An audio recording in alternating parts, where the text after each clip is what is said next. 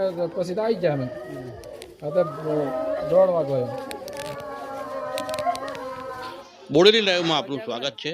છોટાઉદેપુરના વનાર ગામ પાસે એક અકસ્માત સર્જાયો છે। એક ટ્રકે બાઇક સવાર બે વ્યક્તિઓને ઉછાળી હતા અને ફૂટબોલના દડામાં ઉછાળેલા બે આદિવાસી કાકા ભત્રીજાઓ પૈકી ભત્રીજાનું મોત નીપજ્યું છે ઘટના સ્થળ પર। આ ઘટના વનાર ગામે છોટાઉદેપુર ખાતે બની છે।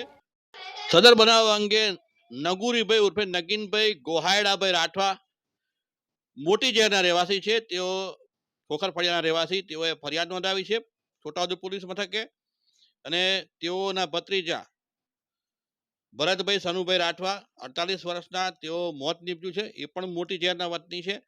પોલીસે ગુનો નોંધી અને જે આરોપી છે ટાટા કંપનીની ટ્રક GJ 09V 5360ની એના ચાલક જેના નામ ઠામની ખબર નથી એની શોધખોળ આરંભી છે। ઈજા પામનાર નગુરીભાઈ તેઓ જાતે જ ફરિયાદી પણ છે।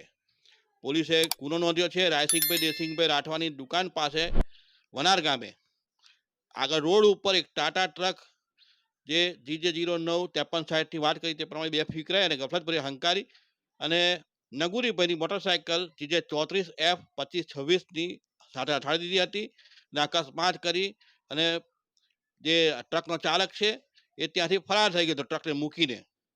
આ ટ્રક અથાડતા અકસ્માત સર્જતા જે ફરિયાદી છે એના ડાબા હાથના કાંડાના ભાગે નગુરીભાઈના ડાબા હાથના કાંડાના ભાગે ફ્રેક્ચર કરી દીધું હતું। ખભાના ભાગે ઈજાઓ થઈ હતી।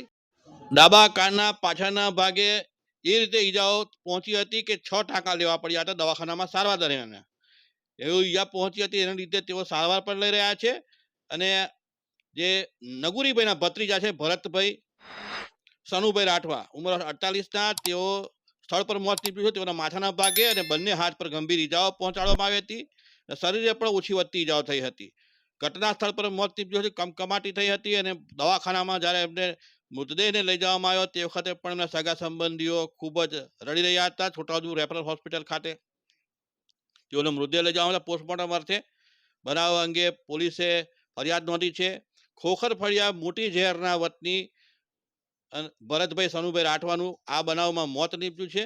પોલીસે મોત નીપજાવનાર આ ટ્રક ચાલક છે તેને પણ શોધખોળ હાથ ધરી છે। આજ રોજ છોટાઉદેપુર જિલ્લાના છોટાઉદેપુર તાલુકા વનાર ગામે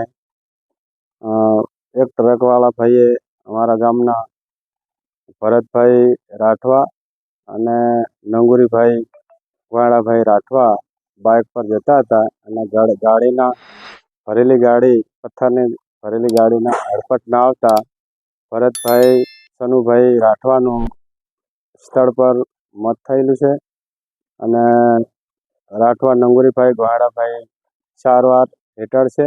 અત્યારે કેસર હોસ્પિટલમાં એડમિટ છે અને અમને ખબર પડતા અમે તાત્કાલિક હોસ્પિટલ પર પહોંચ્યા અને PMમાં અત્યારે લાશ મૂકેલું છે।